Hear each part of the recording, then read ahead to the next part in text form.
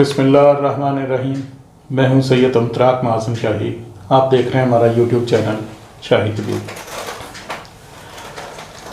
सर्दियों का मौसम है। छोटे छोटे मासूम बच्चे, नौज़ायदा बच्चे, नौउम्र बच्चे, तो उन पे ठंड ज़्यादा असरअंदाज होती है। सर्दी की वजह से उनकी तबीयत नासाज हो जाती है, उन्हें नज़ला ज़ुकाम शुरू हो जाता है, उन्हें खांसी शुरू हो जाती है। बास छोटे बच्चे जो हैं उन्हें दस्त लग जाते हैं, मोशन आना शुरू हो जाते हैं। छाती जो है, सीना, वो बोलना शुरू हो जाता है, बलगम की पैदावार बढ़ जाती है, सीने में से खड़खड़ाहट की आवाज़ आती है, बच्चे को सांस लेने में तंगी महसूस होती है, रोता है, तकलीफ़ का इजहार करता है। ये सारा कुछ जो है ये सर्दी की वजह से होता है, वो अंदरूनी भी और बैरूनी भी। अंदरूनी में ये है कि जब आप बच्चे का खाने पीने का, उसकी जो फीडिंग होती है उसका ख्याल नहीं करते, तो उस वक़्त ये मसाइल जो हैं इनका सामना करना पड़ जाता है। बाज़ औक़ात माएँ और ख़ास तौर से वो बच्चियाँ जो जिन्हें सही तरह नहीं बताया गया या उनका पहली दफ़ा ज़चगी का उस मरहले से वो आई होती हैं, निकली होती हैं, पहला बच्चा जो होता है तो उन्हें इतना तजर्बा नहीं होता कि इसको जब फीड करवाना है हमने तो हमें क्या एहतियात करनी चाहिए और किस तरह करना चाहिए। तो उस वक़्त ये मसाइल जो हैं ये काफ़ी सामने आते हैं। तो छोटे बच्चे जो हैं उनकी तकलीफ़ देखी भी नहीं जाती। वालिदैन अपनी तकलीफ़ बर्दाश्त कर लेते हैं, लेकिन छोटे बच्चों के लिए तो उनके लिए ये एक घरेलू नुस्खा है। ये बिल्कुल सादा सा है, इसे आपने खुद ही घर में ही तैयार कर लेना है। जायफल लेंगे आप, इसका मगज़ आपको चाहिए होगा 10 ग्राम। अच्छा, इसमें मैं जो वज़न बताता हूँ ना जी, वो वज़न आपको एक निस्बत जो है वो उसके लिए बताए जाते हैं। आप उसे कम या ज़्यादा कर सकते हैं, मतलब 10 की बजाय आप इसको 20 ग्राम ले लीजिए, इसके साथ दूसरा आइटम जो 90 ग्राम है उसको 180 ग्राम ले लीजिए, या आप उसे 45 ग्राम कर लें और इसे 5 ग्राम कर लें। जो वज़न होता है वो आपको तनासब बता रहा होता है कि इन जो अज्जा हैं इनका तनासब क्या है, आपने कितना कितना लेना है। आप अपनी ज़रूरत के मुताबिक उसको कम या ज़्यादा कर सकते हैं। तो ये जायफल है, आम घरों में भी ये मसाले के तौर पे इस्तेमाल होता है। तो ये आपने लेना है बाज़ार से।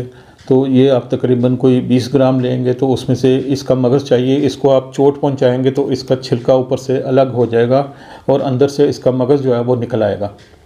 आपने वो मगज़ जो है वो 10 ग्राम लेना है, ये पूरा नहीं। और एक ही इसमें एहतियात आपने ये करनी है कि ये जब लें तो आप इसको देख लीजिएगा, इसको हिला के इस तरह।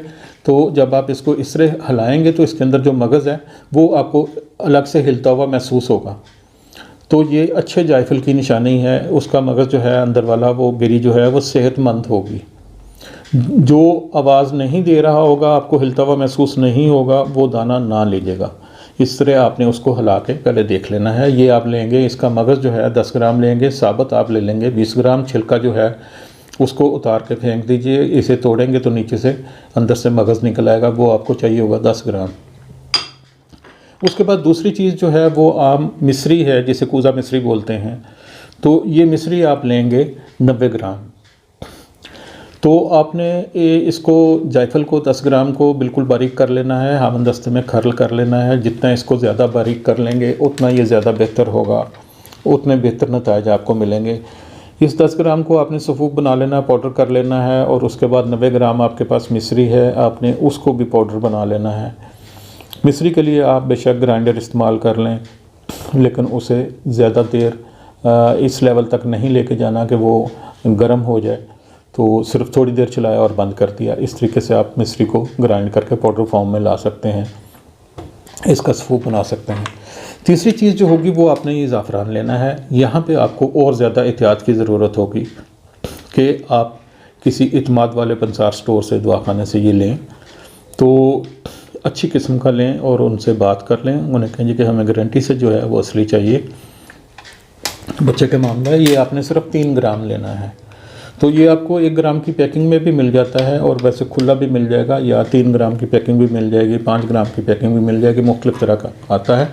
तो आप अच्छा जो है ज़ाफ़रान वो स्पेन का वो ले लीजिएगा 3 ग्राम।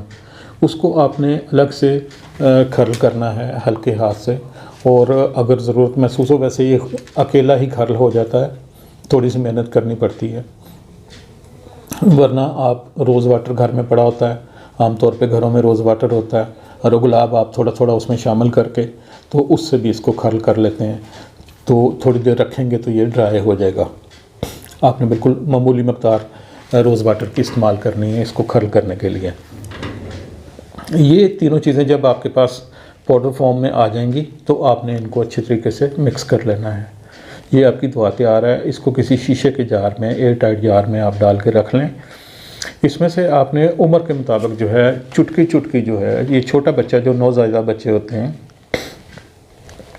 चंद माह का, साल का, 1.5 साल का, साल का बच्चा, उन तक जो है आपने एक चुटकी जो है उनको ये देनी है सुबह, और एक दोपहर और एक शाम में।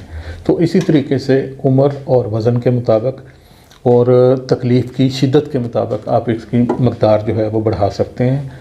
तो इस तरीके से आपने दिन में 3 दफ़ा जो है 4-4 घंटे के बाद आपने ये बच्चे को देनी है।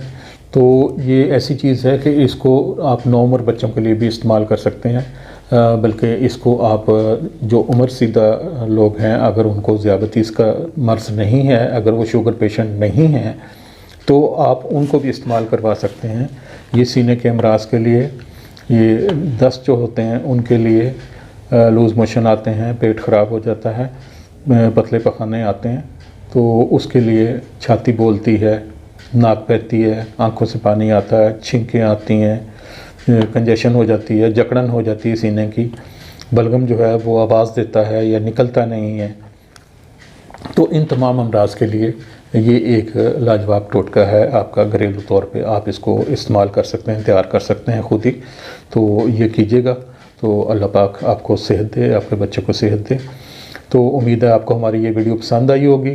तो आप इसे लाइक शेयर कर लीजिएगा, कमेंट भी कीजिएगा। कमेंट सेक्शन में हमें ज़रूर बताइएगा कि आपको हमारी वीडियोस कैसी लगती हैं, और अपने फीडबैक भी दीजिएगा, अपने तजर्बात से भी आगाह कीजिएगा। यूट्यूब चैनल शाहिद भी अभी सब्सक्राइब नहीं किया तो इसको कर लीजिएगा, अगर कर चुके हैं तो उसे लाइक और शेयर कर लीजिएगा और कमेंट कर दीजिएगा, और दोस्तों को ज़रूर इन चीज़ों से आगाह कीजिएगा। ये हम आप लोगों के लिए एक सदका जारिया लेके आते हैं, तो ये जितने लोगों तक आप पहुंचाएंगे, अगर आप इसको शेयर करते जाएंगे तो जितने लोगों का भला होगा, जितना लोगों का फ़ायदा होगा, उस सवाब में आप भी शरीक होंगे। और अगर आप ये दवाई तैयार कर लेते हैं, अपने पास रख लेते हैं, और अगर किसी को अजीज़ रिश्तेदार, हमसाये को, किसी को मिलने जुलने वाले को ज़रूरत महसूस होती है, तो आप उस तरीके से भी उन्हें हदिया करके तो सवाब में हिस्सेदार बन सकते हैं। हम आपकी अच्छी सेहत के लिए कोशिश हैं। दुआ में याद रखिएगा। अल्लाह हाफ़िज़।